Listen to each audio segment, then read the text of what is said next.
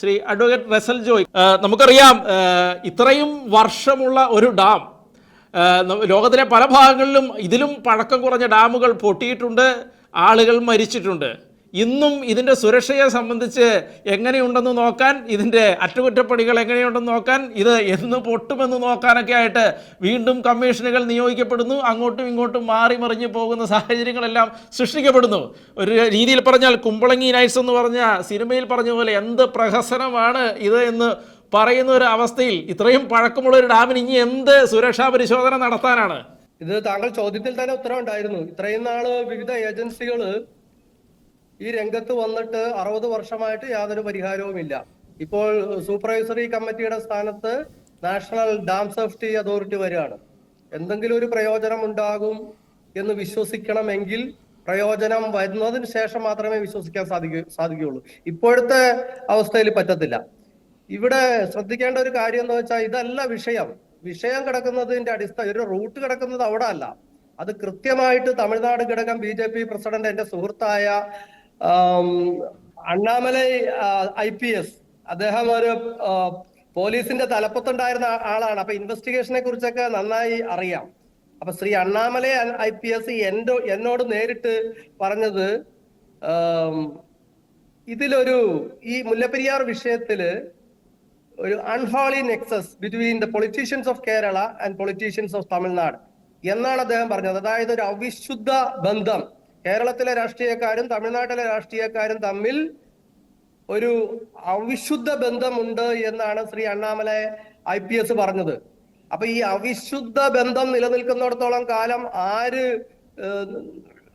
ഏത് അതോറിറ്റി രംഗത്ത് വന്നാലും എന്തെങ്കിലും പ്രയോജനം ഉണ്ടാകും എന്ന് ഞാൻ വിചാരിക്കുന്നില്ല. അത് കേരള ഗവൺമെന്റിന് ഒരു താല്പര്യം വേണ്ടേ? ബാക്കിയുള്ളവരുടെ കാര്യമൊക്കെ പോട്ടെ, കേരള ഗവൺമെന്റിനും കേരളത്തിലെ രാഷ്ട്രീയക്കാർക്കും ഈ വിഷയം പരിഹരിക്കണമെന്ന് തോന്നണം.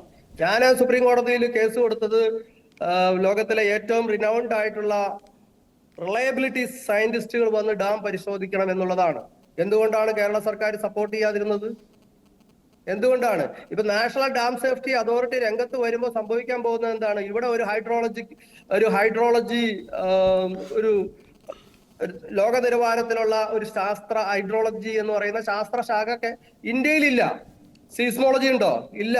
സിവിൽ എഞ്ചിനീയറിംഗ് ഉണ്ട് എന്ന് പറഞ്ഞാലും ലോകോത്തര നിലവാരത്തിൽ സിവിൽ എഞ്ചിനീയറിംഗ് ഇവിടെ ഇല്ല. അതുകൊണ്ടാണല്ലോ നമ്മുടെ ഇടുക്കി ഡാം അടക്കം പല ഡാമുകളും ഇന്ത്യയിൽ പണിതത് കനേഡിയനും അമേരിക്കൻ എഞ്ചിനീയേഴ്സ് ഒക്കെ പണിതത് അതുകൊണ്ടല്ലേ. അപ്പോ ലോകത്തിലെ ഏറ്റവും റിനൗൺഡ് ആയിട്ടുള്ള impartial independent authority, qualified authority, അതാണ് ഇന്റർനാഷണൽ റിലയബിലിറ്റി സയൻസും സയന്റിസ്റ്റും എന്നൊക്കെ പറയുന്നത്. അവര് വന്ന് ഡാം പരിശോധിക്കണം എന്ന് ഞാൻ സുപ്രീം കോടതി പറഞ്ഞപ്പോ എന്തുകൊണ്ടാണ് കേരള സർക്കാർ പിന്തുണയ്ക്കാതിരുന്നത്? അപ്പോഴാണ് നീ അണ്ണാമലൈ പറഞ്ഞ അൺഹോളി നെക്സസ് ഉണ്ട് എന്ന് വിചാരിക്കുന്നത്. ഇപ്പോ നിലവിൽ ഒരു ഇംപ്രൂവ്മെന്റും ഉള്ളതായിട്ട് എനിക്ക് തോന്നുന്നില്ല. ഇനിയിപ്പോ പുതിയ ചെയർമാന്റെ അടുത്ത് കാര്യങ്ങൾ വരുമ്പോൾ അദ്ദേഹം ഇമ്പാർഷ്യൽ ആയിട്ട് എന്തെങ്കിലും ചെയ്യാൻ ശ്രമിച്ചാൽ 1 സ്റ്റെപ്പ് ഫോർവേഡ് എന്ന് മാത്രമേ പറയാൻ പറ്റത്തുള്ളൂ. അങ്ങനെ വരുമ്പോൾ എപ്പോഴും കേരള സർക്കാരും തമിഴ്നാട് സർക്കാരും വിചാരിക്കാതെ ഈ കാര്യത്തിന് പരിഹാരം ഉണ്ടാകത്തില്ല. യാതൊരു കാരണവശാലും പരിഹാരം ഉണ്ടാകത്തില്ല.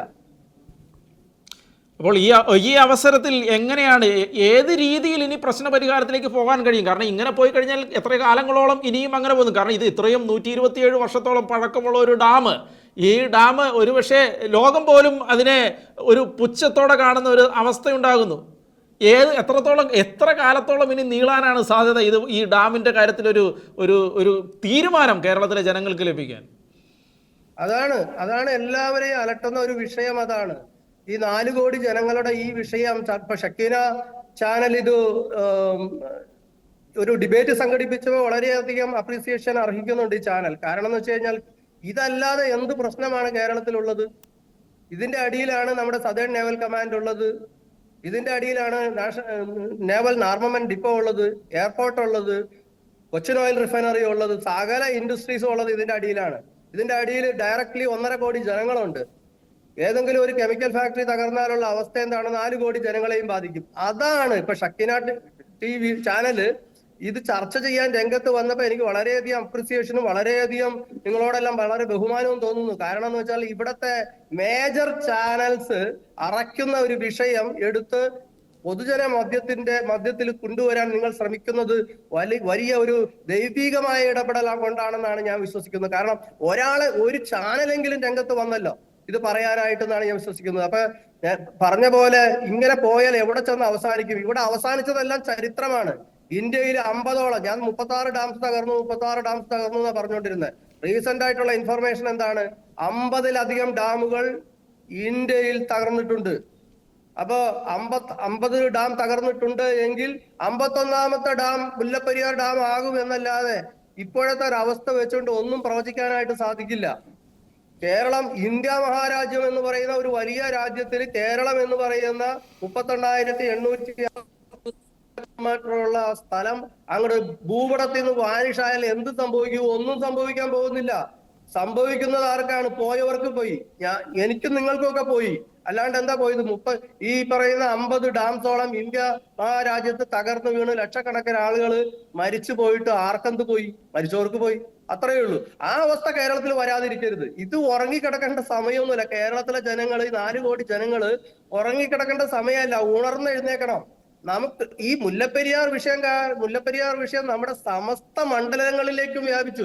നമ്മള് ഈ വാളയാർ ചെക്ക് പോസ്റ്റിൽ കൊണ്ടുവന്ന ഒരു ലാബ് വെച്ചല്ലോ, തമിഴ്നാട്ടിൽ നിന്ന് വരുന്ന പച്ചക്കറികള്, ഫ്രൂട്ട്സ് ഇതൊക്കെ ചെക്ക് ചെയ്യാനായിട്ട് തിരിച്ചുവിട്ടല്ലോ. അതിൽ എൻഡോസൾഫാൻ ഉണ്ട്, വലിയ കീടനാശിനികൾ അതിലുണ്ട് എന്ന് കണ്ടിട്ട് നമ്മൾ ആ ലോറികളൊക്കെ തിരിച്ചു വിട്ടല്ലോ. എത്ര ലോറി തിരിച്ചു പോയി? 1-2 ലോറി പോയി. പിന്നെ എല്ലാം കേരളത്തിലേക്കാണ് വന്നത്.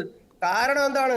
തമിഴ്നാട് സർക്കാർ പറഞ്ഞത് ഞങ്ങളുടെ ലോറി തടയണമെങ്കിൽ മുല്ലപ്പെരിയാർ വിഷയത്തിൽ കേരളത്തിലെ രാഷ്ട്രീയക്കാർ വാങ്ങി വെച്ച പണം തിരിച്ചു കൊടുത്തിട്ട് ലോറി തടഞ്ഞു എന്ന് പറഞ്ഞു. നമുക്ക് ശുദ്ധജലമില്ല, ശുദ്ധവായുവില്ല, ശുദ്ധ ഭക്ഷണമില്ല.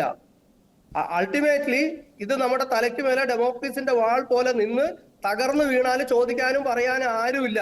നമ്മുടെ ബന്ധുമിത്രാദികൾ പലരും ഗൾഫിലും അമേരിക്കയിലും യൂറോപ്പിലും ഒക്കെ ഉണ്ട്. അവർക്ക് നഷ്ടപരിഹാരം കിട്ടുന്ന രീതിയിലെങ്കിലും കാര്യങ്ങൾ ഉണ്ടാക്കി വെക്കാൻ എനിക്കാണ് കഴിഞ്ഞത് എന്ന് ഞാൻ ഈ സന്ദർഭത്തിൽ ഓർക്കുകയാണ്. അതായത് ഈ 2017 ഞാൻ കൊടുത്ത കേസിലാണ് ഈ മുല്ലപ്പെരിയാർ വിഷയം ഡിസാസ്റ്റർ മാനേജ്മെന്റ് ആക്ടിന്റെ പരിധിയിൽ അന്നത്തെ ജഡ്ജായിരുന്ന ദീപക് മിശ്ര, ബഹുമാന്യനായ justice Shri Deepak Mishra disaster management ആക്ടിന്റെ പരിധിയിൽ കൊണ്ടുവന്നത് കൊണ്ട് എന്തെങ്കിലും സംഭവിച്ചാൽ ജീവിച്ചിരിക്കുന്നവർക്ക് നഷ്ടപരിഹാരം കിട്ടും. പക്ഷെ അതുകൊണ്ടെന്താ മെച്ചം? ഇത്രയും അധികം ആളുകൾ ഈ ലോകത്തിൽ നിന്ന് വാനിഷ്ഡ് ആയി കഴിഞ്ഞിട്ട് കുറച്ചു പേർക്ക് നഷ്ടപരിഹാരം കിട്ടിയിട്ട് എന്താ കാര്യം? നമ്മുടെ എൻവയറമെന്റൽ ഡിസാസ്റ്റർ അത് എത്ര മാരകമായിരിക്കും?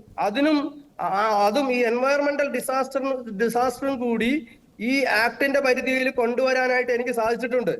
പക്ഷെ നഷ്ടപരിഹാരം കിട്ടും എന്നുള്ളത് കൊണ്ട് മരിച്ചുപോയവർക്ക് എന്താ കാര്യം ഉണ്ടാവുന്നത്? മരിച്ചു പോകുന്നുള്ള കാര്യം ഞാൻ പറയുന്നത് ഇവിടെ ഇത്രയും ഡാമുകൾ തകർന്നതാണ്.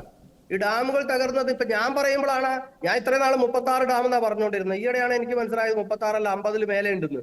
അപ്പൊ ഇത്രയും ഡാമുകൾ തകർന്ന് ലക്ഷക്കണക്കിന് ആളുകൾ ഈ ഭൂമുഖത്ത് നിന്ന് നാമാവശേഷമായി പോയിട്ട് ഇത് അറിയാവുന്നവർ വരെ വളരെ ചുരുക്കമാണ്. ഇത്രയും ഇതിന്റെ മുമ്പിൽ പ്രസംഗിച്ച് നടക്കുന്ന ഞാൻ പോലും 36 എന്നാണ് ധരിച്ചു വെച്ചിരുന്നത്. ഇപ്പൊ 50-ലേറെ ഉണ്ടെന്ന് മനസ്സിലാക്കിയത് ഈ അടുത്ത കാലത്താണ്. അപ്പൊ ബാക്കിയുള്ളവരുടെ കാര്യം പറയാനുണ്ടോ?